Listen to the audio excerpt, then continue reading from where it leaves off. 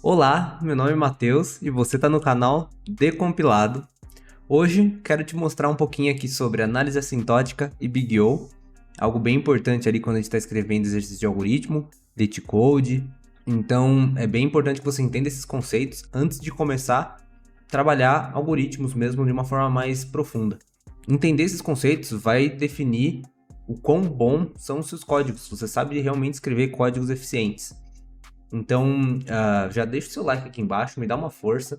Tô fazendo esse conteúdo aqui de graça pra você e não vou te vender nenhum curso. Então me dá uma força, deixa um like aqui, se inscreve no canal. Vai ter mais vídeos sobre algoritmo aqui.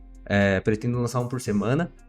Vai ter muito conteúdo interessante aqui. Deixa aquele comentário se você tiver alguma coisa pra acrescentar aqui de informação. E se você tiver alguma dúvida, também deixa aqui embaixo, eu vou tentar te ajudar. Deixa aquele comentáriozinho aqui para dar aquela engajada, para o YouTube entender que esse vídeo é interessante. Bom, sem mais delongas, quero primeiro começar refrescando a sua memória sobre alguns conceitos matemáticos que são bem importantes quando a gente fala aqui de análise assintótica. Eu sei que muitas vezes algumas pessoas podem te falar que algoritmo e programação não precisa saber matemática, mas essa pessoa está mentindo, tá? No fim das contas, precisa saber um pouquinho sim. Então vou ser legal e vou refrescar algum desses conceitos para vocês antes. Primeiramente, a gente vai ver o conceito de potenciação. A potenciação nada mais é do que um número vezes ele mesmo, numa quantidade x vezes. Então, 2 elevado a 2 nada mais é do que 2 vezes 2, que é igual a 4. Da mesma forma, 2 elevado a 3 é a mesma coisa que 2 vezes 2 vezes 2, que é igual a 8. Não é igual a 6, é importante você entender que não é 2 mais 2 mais 2. É 2 vezes 2, que é 4, vezes 2, que é 8. Beleza? Próximo conceito interessante que a gente vai pegar aqui é a radiciação, que é a operação contrária, né, da potenciação. Basicamente ela diz aquele número, qual número vezes ele mesmo, ou vezes x vezes ele mesmo, dá nesse valor aqui. Então, a raiz quadrada de 4 é 2, porque 2 vezes 2 é 4. A raiz cúbica de 125 é 5, porque 5 vezes 5, 25, vezes 5, 125. E assim por diante. Depois a gente tem aqui o logaritmo, que não é uma operação matemática em si, mas é uma forma da gente escrever a potenciação. Então, quando eu falo log de x na base y, basicamente eu estou falando quantas vezes eu tenho que elevar o que está aqui na base para dar o resultado que está aqui em cima. Então, quantas vezes eu tenho que levar 10 para atingir 100? 2, porque 10 elevado a 10, 10 ao quadrado, é 100. Da mesma forma, qual que é o logaritmo de 81 na base 3? É 4. Por quê? 3 elevado a 4 é igual a 81. 3 vezes 3, 9, vezes 3, 27, vezes 3, 81. Basicamente isso. De novo, você não precisa saber resolver exercício disso, mas é bom que você entenda esse conceito, saiba calcular nesses casos mais simples aqui, tá?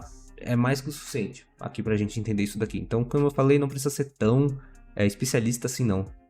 E por último, o último conceito que a gente vai ver é o fatorial. Quando a gente fala o fatorial de um número, é aquele número e todos os números anteriores a ele, inteiros até o 1, multiplicados.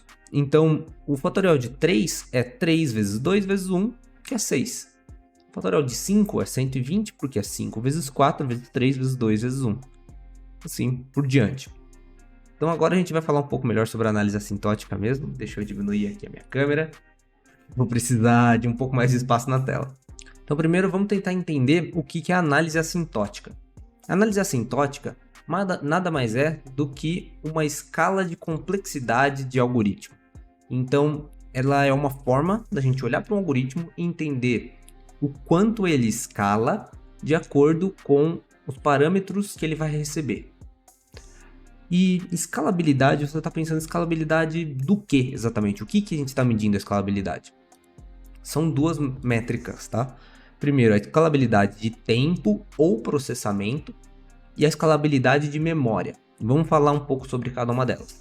A escalabilidade de tempo e processamento, ela basicamente está falando de acordo com os parâmetros, como esse script, esse algoritmo, vai escalar o tempo de processamento dele. Então, se ele receber um valor 1, ele pode ter um tempo de processamento X. Se ele recebeu o valor 2, ele pode ter um tempo de processamento 2x, 10, 10x. Porém, tem algoritmos que não vão escalar de certa forma assim, linear, igualzinho, né? Tem algoritmos que você vai passar 1, vai ser x. Se você passar 2, já vai ser x ao quadrado. Se você passar 10, vai ser x elevado a 10. Então, algoritmos vão escalar de formas diferentes, de acordo com os parâmetros que eles recebem. Mas é interessante que quando a gente fala de escalabilidade de tempo, a gente não está falando, a gente não está medindo o tempo, tá? O tempo, o resultado final, não importa tanto para a notação em si, né? Nem faz sentido, é impossível olhar para um algoritmo e falar ele vai rodar em X tempo, X segundos, por exemplo. Não é isso que a gente está querendo medir. Mesmo porque isso, como eu falei, vai depender dos parâmetros de entrada dele. Então, a gente está querendo, na verdade, escrever como ele vai escalar, certo? E não medir realmente. Ela é uma notação, uma métrica, mas não é uma medida. E a mesma coisa se aplica à memória, só que quando a gente fala em memória, a gente está querendo avaliar quanto de memória ele vai consumir de acordo com os parâmetros que ele recebe. Então, ele pode consumir mais memória, menos memória, e instanciar novos objetos, novas variáveis. Os objetos podem ficar maiores ou menores, de acordo com as regras, mas na maioria das vezes os exercícios vão falar sobre o tempo, certo? Então eu já falei aqui que processamento é diferente de tempo, né? Então é importante você entender que não estamos medindo o tempo de execução do script, e sim qual é o esforço computacional mesmo necessário para executar ele, e como ele está escalando.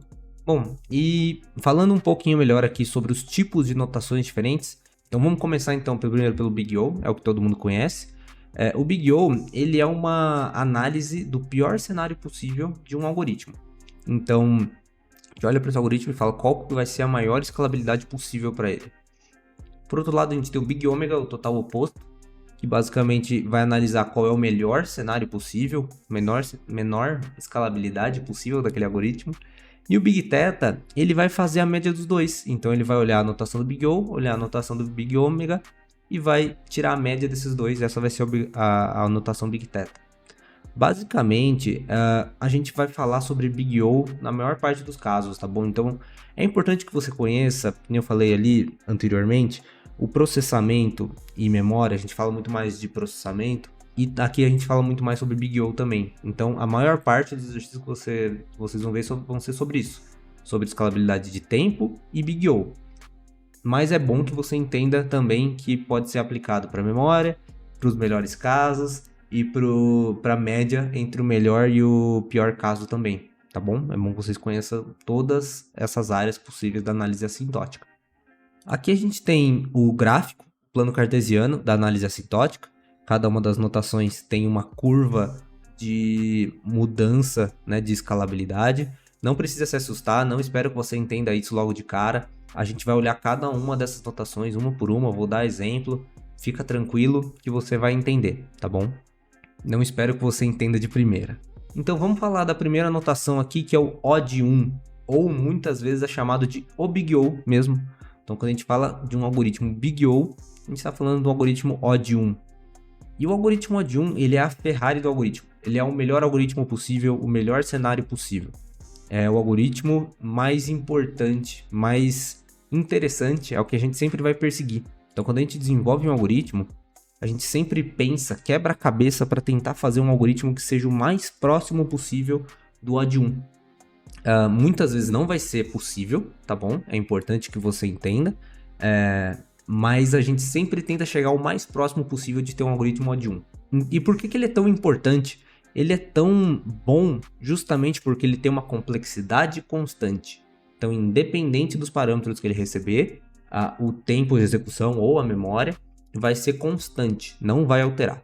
É importante que você entenda que complexidade constante é diferente de zero. Então, não quer dizer que esse algoritmo vai ter um tempo de execução zero, necessariamente, e nem um consumo de memória zero, mas sim que ele vai ser constante, ele não vai ser alterado de acordo com nenhum outro parâmetro externo. Então a gente tem um exemplo aqui, bem simples, de uma função que reescreve no console um Hello World. Bem simples mesmo. Essa aqui é um algoritmo O de 1, justamente porque, independente de parâmetros, ele nem recebe parâmetros na verdade, ele não está instanciando nada, não está guardando nada na memória, não tá fazendo nada ali que vai alterar o tempo de execução dele.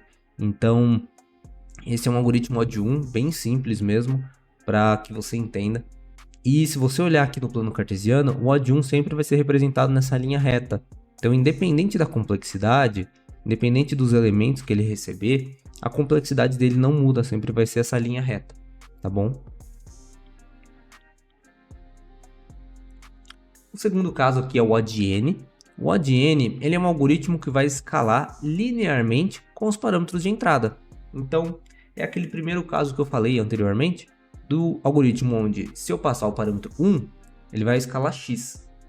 Se eu passar o parâmetro 2, ele vai escalar 2x. Se eu passar 10, vai escalar 10x. 100, 100x, assim por diante. Então, a escala dele é completamente linear. Aqui eu tenho um exemplo bem prático disso, onde a gente tem um algoritmo que recebe um parâmetro inteiro, n, e ele executa n vezes esse looping. Então tem um for aqui, um looping, certo? Escrevendo hello world no meu console. Então se eu passar 1 aqui, ele vai escrever uma vez hello world. Se eu passar 10, vai escrever 10 vezes. Assim ele está escalando linearmente, portanto ele é um algoritmo ODN. Aqui embaixo eu tenho um segundo exemplo que faz algo parecido. Ele recebe dois parâmetros inteiros, n e m, e faz um looping primeiro no n vezes, escrevendo hello world. E depois um outro looping escrevendo m vezes my name is Matheus. Aí eu te pergunto, qual é a complexidade desse algoritmo aqui? Muitas pessoas podem falar que esse algoritmo é um ON de m, n mais m, na verdade. Ou um algoritmo 2n, muitas vezes a gente até, com a regra que está sendo aplicada aos dois, o looping aqui é igualzinho, muitas vezes as pessoas vão chamar os dois parâmetros de n e falar que é 2n, né? Então, O de 2n. Mas é importante que você entenda que a análise assintótica não é uma equação. Então, a gente não pega ali um algoritmo e vai somando as complexidades, né? Então, esse algoritmo é O de 1 mais n mais 2n mais xn, n ao quadrado.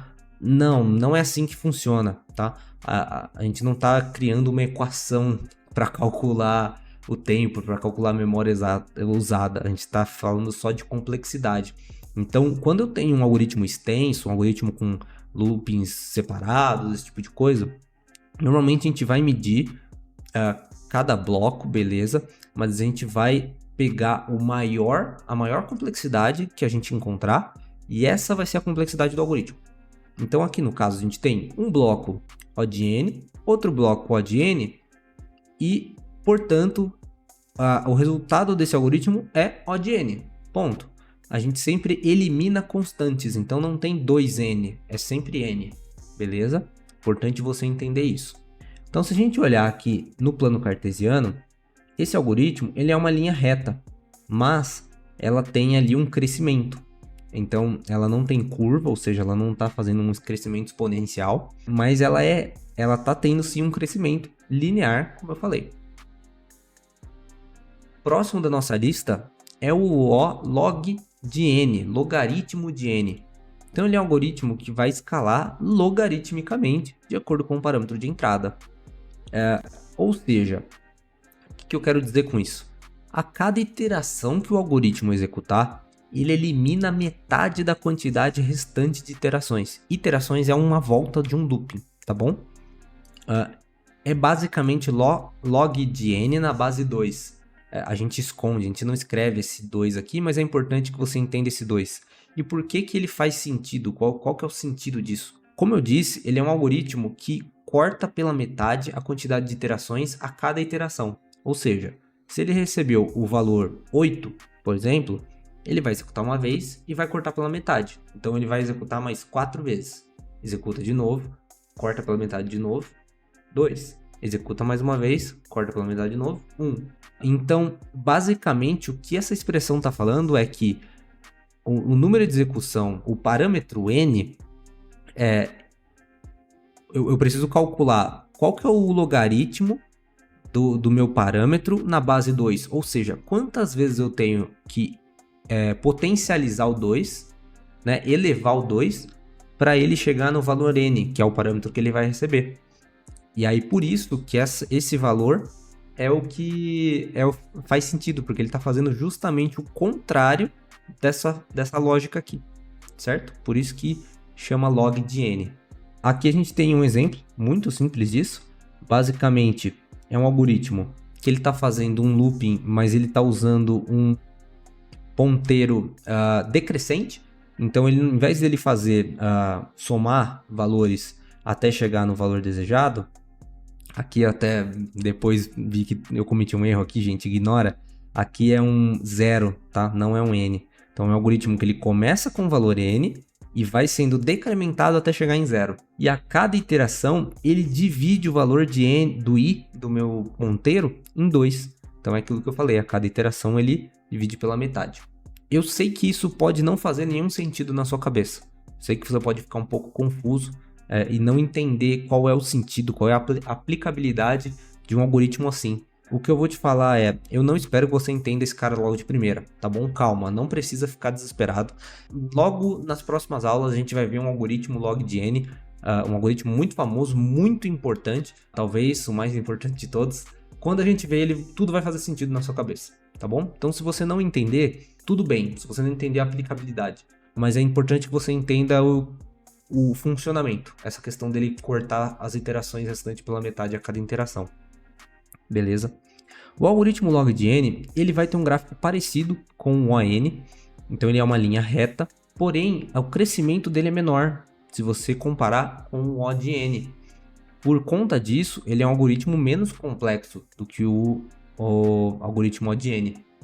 Então, por conta disso, muitas das vezes, muitos exercícios, a gente tende a escrever um algoritmo O de n primeiro, porque acaba sendo mais fácil, bem mais fácil na nossa cabeça, mas muitas vezes a melhor solução é a gente pensar numa forma de escrever um algoritmo log de n em vez de um algoritmo O de n, justamente porque ele vai ser menos complexo, vai escalar melhor. A gente vai ver isso melhor nas práticas, mas é bom que você saiba disso. Próximo caso aqui é o algoritmo ON². Basicamente, ele é um algoritmo que escala quadraticamente com os parâmetros de entrada. Não tem muito o que falar. Então aqui a gente tem um algoritmo que recebe um valor n inteiro e ele vai fazer um looping escrevendo hello world, certo? N vezes. E dentro deste próprio looping, ele vai fazer um outro looping n vezes escrevendo my name is Mateus. Então se eu passar aqui n com o valor 10, ele vai escrever hello world uma vez, depois ele vai escrever 10 vezes my name is Mateus, depois ele vai executar mais uma vez hello world, mais 10 vezes my name is Mateus e assim por diante. Ou seja, se eu passar o valor 10 aqui, o my name is Mateus vai ser escrito 100 vezes, certo? Então por conta disso, esse algoritmo vai ter uma curva bem acentuada, tá? Justamente porque ele vai crescer bastante. Ele já começa a ter uma curva, certo? Ele já vai sendo exponencial essa curva dele. Então, é um algoritmo que também, em muitos exercícios, a gente quer escrever ele como uma solução mais fácil, de vir na cabeça mesmo, mas ele não é um algoritmo tão legal da gente fazer, tá bom? A gente vai tentar sempre não precisar de um algoritmo n². O próximo caso é o algoritmo n log de n, que é basicamente a soma dos dois algoritmos que a gente viu antes. Então, ele é n vezes o logaritmo de n na base 2.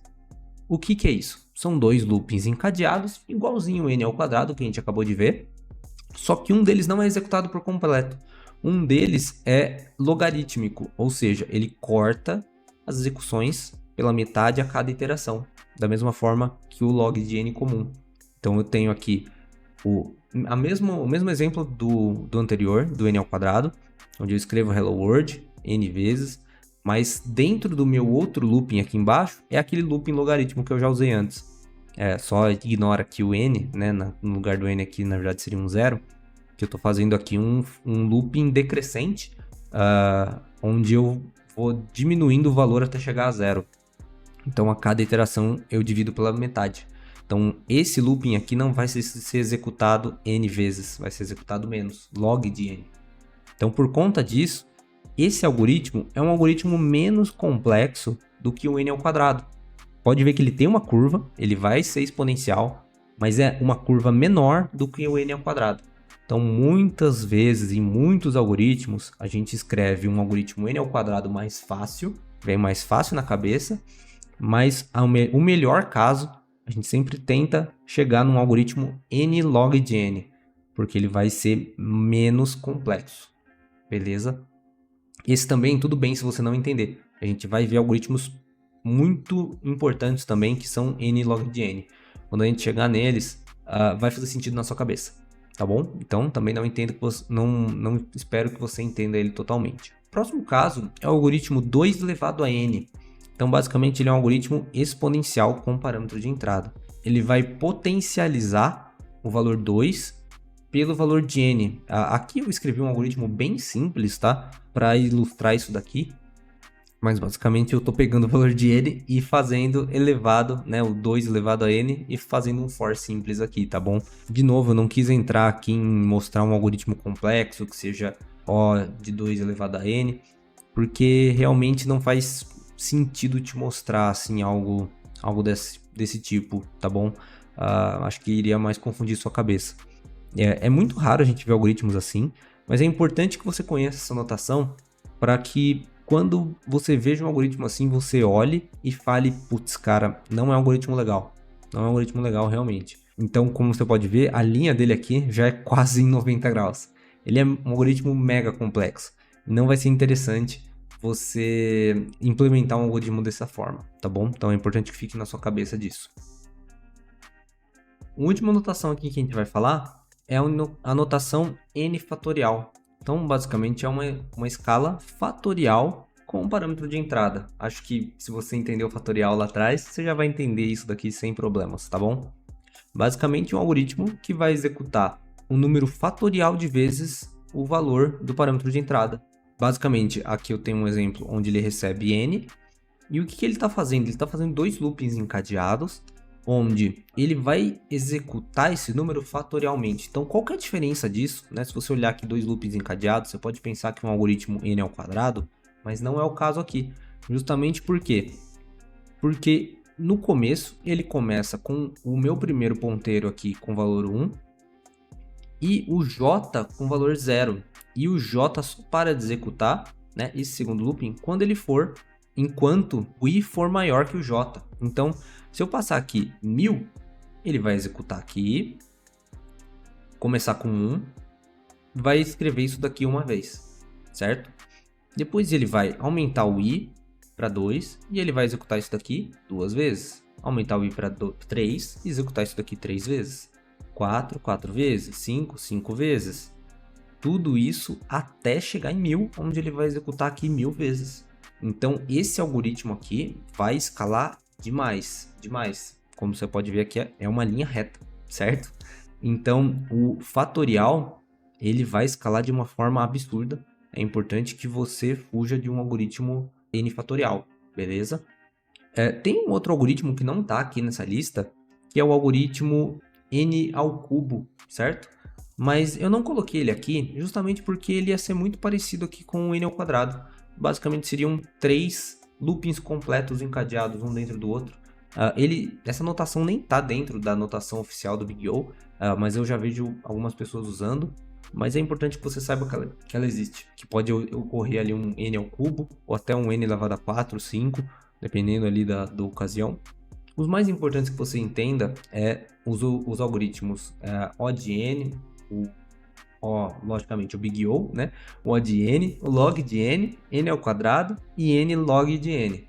Sabendo esses são os importantes. Os outros, o 2 elevado a n e o n fatorial, eles são mais para você conhecer para evitar, tá bom? Mas você não vai escrever algoritmos com essa complexidade. Não é interessante, não é saudável para uma aplicação de um algoritmo com essa complexidade. Bom, voltando aqui para o nosso plano, né, para o gráfico principal, agora você consegue entender melhor. Então, basicamente, a gente tem aqui essa linha, que é o O de 1. Depois a gente tem a linha do O log de n, certo? Então, um algoritmo é constante, o outro escala bem pouquinho. Depois a gente vem o algoritmo O de n, que é um algoritmo que escala pouco também. mas é pior do que o log de n. Depois já começa a subir bastante o gráfico do algoritmo ON log de n, mas ele ainda está numa zona laranja aqui, que é ok, aqui está como bad.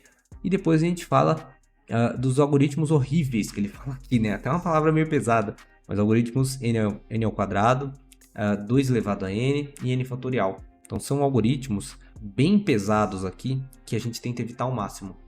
Nem sempre é possível evitar, de novo, tá? Então não precisa se apegar tanto a essas cores aqui, mas na maioria dos casos a gente quer evitar ao máximo esses caras aqui. E se a gente conseguir chegar muitas vezes num n log de n, já é um ótimo sinal, já tá bom pra gente.